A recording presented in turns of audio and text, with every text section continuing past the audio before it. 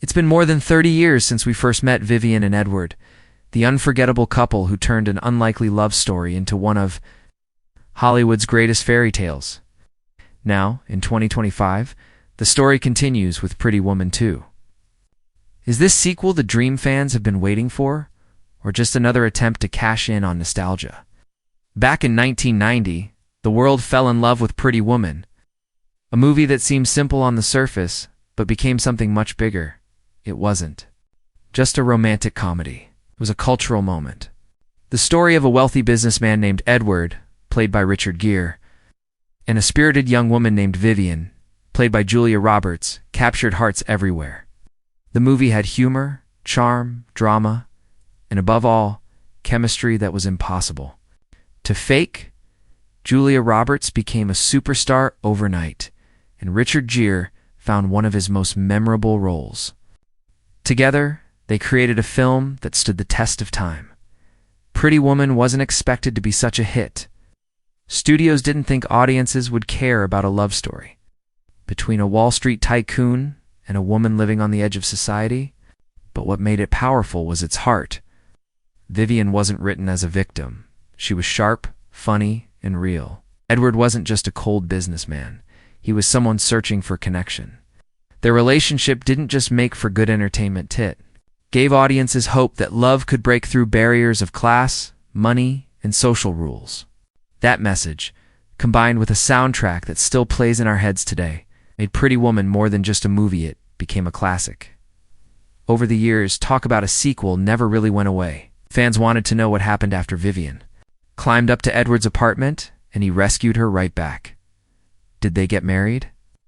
Did they stay together through the ups and downs of life? Hollywood studios heard these questions too. But there was always a problem. Pretty Woman was such a perfect, complete story that any sequel risked ruining the magic. Even Julia Roberts herself said many times that she wasn't sure a sequel could ever live up to the original. Richard Gere also avoided the idea, explaining that the movie worked because of where it ended, not because of what came next. Still, as the years passed, the demand didn't fade. New generations discovered the film through streaming and fell in love with it all over again. The characters of Vivian and Edward became timeless.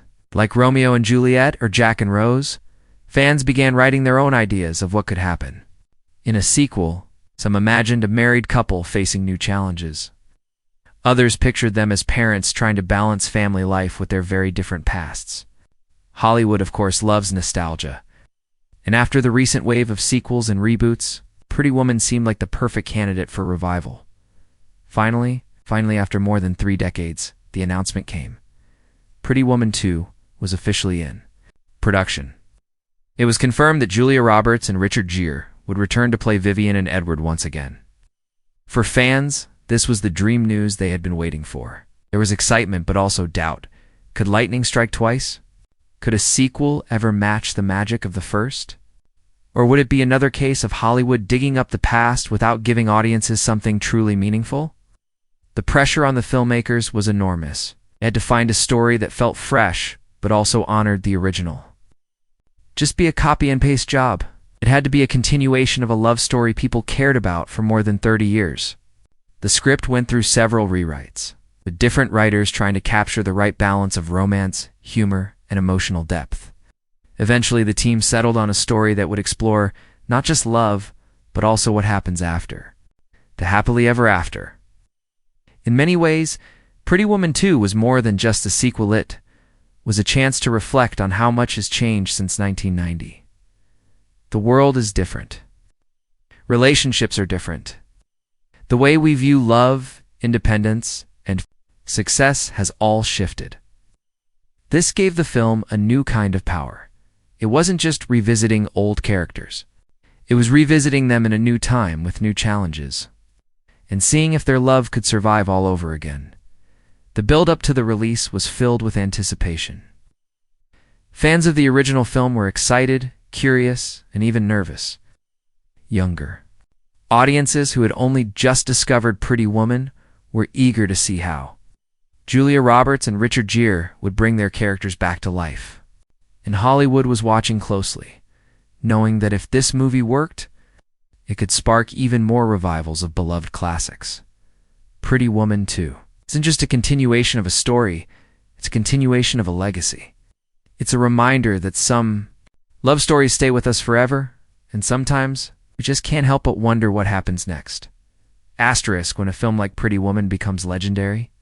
Bringing it back is never a simple decision. The production of Pretty Woman 2 was not just about dusting off old scripts and calling Julia Roberts and Richard Gere. It was about protecting a legacy that had lived in people's hearts for decades. That's why the development stage stretched over years before cameras even began to roll. The original film was directed by Gary Marshall, a filmmaker known for his warm, heartfelt comedies. Sadly, Marshall passed away in 2016, which left the sequel without the guiding hand that had shaped the first film. To honor his memory, the producers decided not to mimic his style, but instead to build on it. They brought in a new director, one with a reputation for balancing nostalgia with modern storytelling. The choice sparked curiosity, as fans wondered whether anyone could capture the same magic. This was the first big production fact. Pretty Woman 2 would not try to be a carbon copy. It would respect the original but stand on its own. Casting was another huge factor. Julia Roberts had often said she was done with romantic comedies, but the idea of revisiting Vivian after so many years became too powerful to ignore. Richard Gere, equally cautious, agreed after reading a script that felt meaningful and mature. What finally convinced them both was the chance to explore what happens after the fairy tale. The chemistry they shared in 1990 was the heart of Pretty Woman, and producers knew that without both actors, the sequel simply couldn't exist. Filming took place in a mix of old and new locations. Some scenes were shot in Los Angeles, returning to iconic spots that fans would immediately recognize. There's a sense of nostalgia in seeing Vivian and Edward walk past places that shaped their love story. But the sequel also traveled to new, more modern settings, sleek offices, glamorous international backdrops, and even quieter, more personal spaces that showed how the characters' lives had changed. This blend of old and new created a visual reminder of the passage of time behind the scenes. The production faced unique challenges. The pressure of expectation was always present. Every detail, costumes, music, even the way Vivian styled her hair was scrutinized by both the creative team and fans online. The costume designer worked carefully to balance Vivian's iconic sense of style with the reality of who she would be decades later. Gone were the flashy outfits of her early life, replaced with elegant but approachable fashion that reflected her growth while still keeping her spirit alive. The soundtrack also became a major point of focus. The original film gave us Roy Orbison's "Oh, Pretty Woman," a song forever tied to the story. The sequel had to deliver a soundtrack that nodded to the past, but felt current enough for 2025. Producers reached out to modern artists for fresh tracks, but they also layered in classic sounds, ensuring that when audiences sat down, they felt both a wave of nostalgia and a sense of discovery. An interesting production fact was how much input Julia Roberts had in shaping Vivian's character.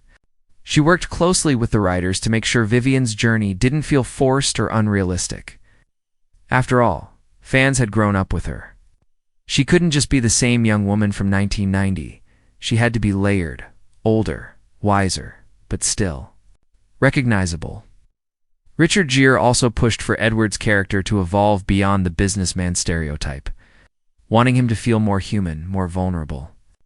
Their collaboration gave the story a lived-in authenticity that could only come from actors who had carried these roles in their bones for decades. The budget for Pretty Woman 2 was generous, but not over the top.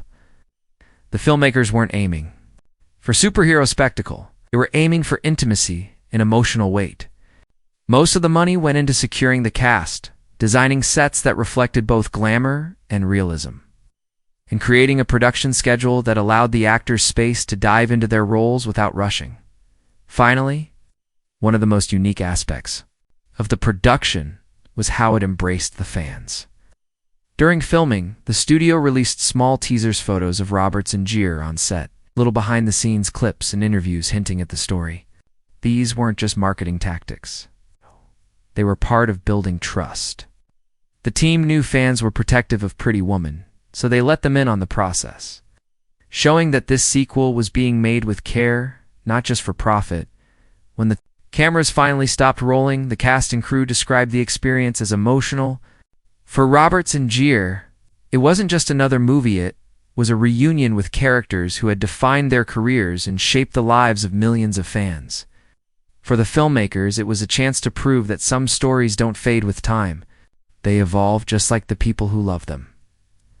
Pretty Woman 2 was not just a film production. It was a balancing act between memory and modernity.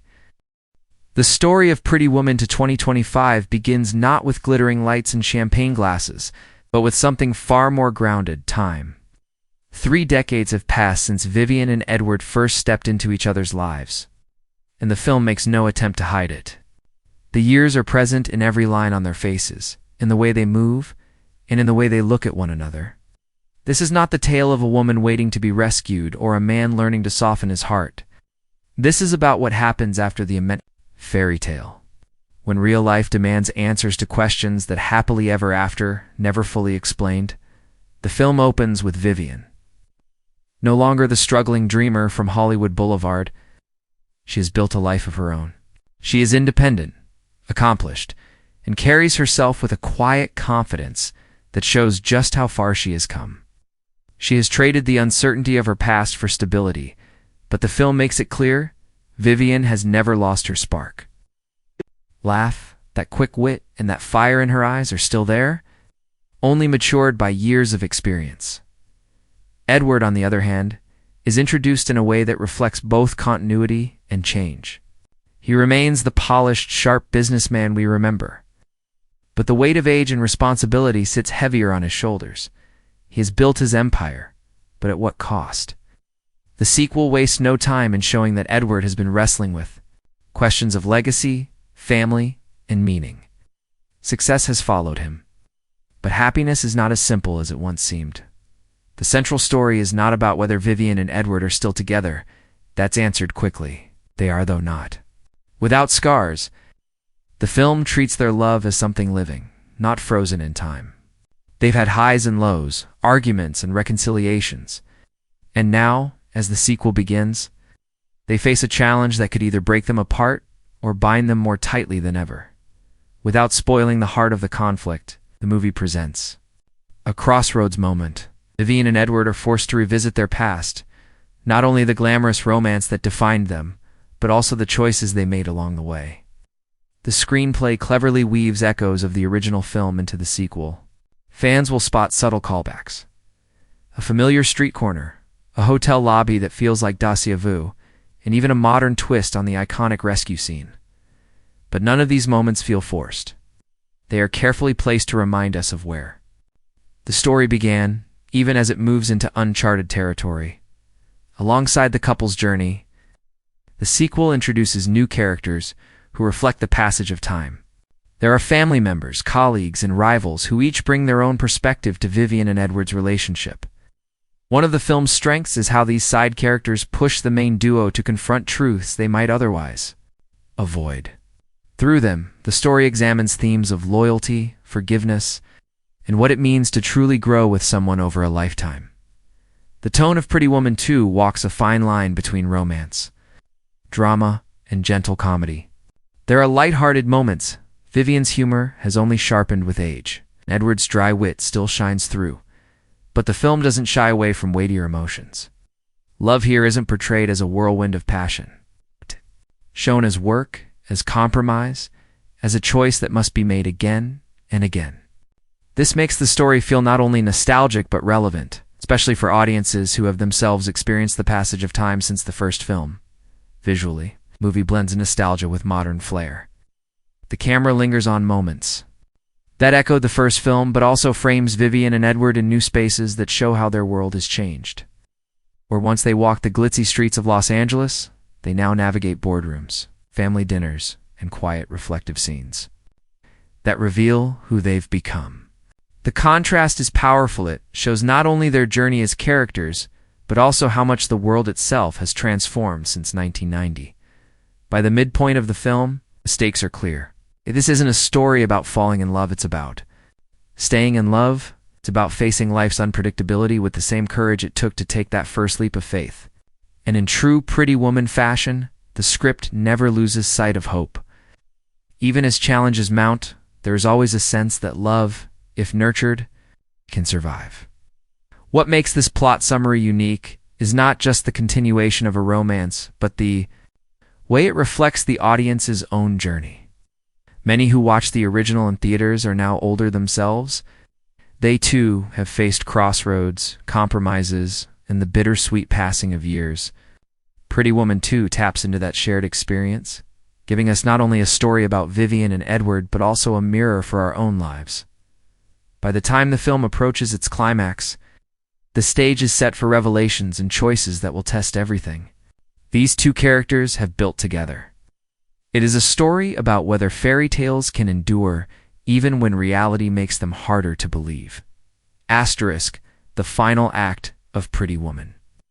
2025 doesn't try to repeat the magic of the original balcony rescue, but it does something more daring. It takes the fairy tale and grounds it in reality. By this point in the film, Vivian and Edward have already been through their share of challenges, misunderstandings, regrets, and the weight of 3 decades together. What the sequel makes clear is that their biggest struggle isn't with outside forces, but with themselves. As the story builds toward its climax, Vivian finds herself at a breaking point. She has given so much of her life to Edward's world, his business, his reputation, his relentless drive. And while she doesn't regret their love, she begins to question if she's lost a part of herself along the way. This is where the movie shifts gears. Instead of being about Edward saving Vivian, it becomes about Vivian reclaiming her own identity. In a quiet but powerful scene, she confronts Edward, telling him that love cannot survive if one person disappears inside the shadow of the other. Her words sting, not because they are cruel, but because they are true. Edward, for his part, is forced to face the reality of the man he has become. The sequel paints him not as a villain, but as a man who has allowed success to blind him to what matters most. In one of the film's most emotional sequences, Edward admits that while he once saved Vivian, it was actually she who saved him from loneliness, from emptiness, from himself. This realization sets up the emotional climax Edward must make. A choice. Will he cling to his empire, his pride, and his fear of change, or will he fight for the woman who has been by his side all these years? The resolution comes in a way that mirrors the spirit of the first film without copying it. Instead of Edward riding in a limousine to sweep Vivian off her feet, the roles are reversed. In the final moments, after a heated argument drives them apart, Vivian is the one who takes action. She finds Edward on the brink of making a business decision that could once again cost him his happiness. And she interrupts him not with a grand gesture of wealth or status, but with honesty. She tells him that their love cannot survive another sacrifice to money or power. She won't be rescued this time. She will stand beside him. But only if he chooses love over everything else. Edward's response is the emotional release the entire film builds toward. In front of colleagues and strangers, he walks away from the deal, proving that the man who once measured his worth in profits now values something greater. It's not about money. It's not about image. It's about Vivian. For the first time in decades, Edward chooses vulnerability, and in that choice, he chooses her all over again. The ending scene is deliberately intimate. Rather than sweeping orchestras and big city skylines, the camera lingers on the two of them sitting together. Older but not broken, laughing through tears as they acknowledge the messy, imperfect, but enduring bond they share. Vivian leans into Edward and he whispers that he never stopped needing her, not as a savior, not as a dream, but as his partner. The screen fades, not with fireworks, but with a quiet sense of peace. For fans of the original, this ending feels both familiar and fresh. It honors the balcony rescue by flipping it on its head. Vivian doesn't wait to be saved. She becomes the one who rescues the relationship. It shows growth, equality, and the reality that love isn't about fairy tales. It's about showing up again and again. Even when it's hard, The final shot carries a subtle nod to Gary Marshall's original. As Vivian and Edward walk away together, hand in hand, the faint sound of "Oh, a Pretty Woman" plays in the background. Not loud, not overpowering, but soft, like a memory. It's a reminder of where they started, even as they step into a new chapter. So what does this ending mean? On the surface, it's a happy resolution. Edward and Vivian stay together, stronger than before. But beneath that, the film leaves a message about love's true form. Happily ever after isn't perfect. It's not about being saved. It's about making choices, facing flaws, and choosing the person you love, even when life makes it difficult. Pretty Woman 2 closes the story, not with a fantasy, but with something deeper. A love that has survived time, change, and reality itself. In doing so, the film manages the impossible. It gives us closure without erasing the magic of the original. It shows that Vivian and Edward's love story didn't end 30 years ago. It simply grew, just as they did, into something stronger, more real, and perhaps even more beautiful.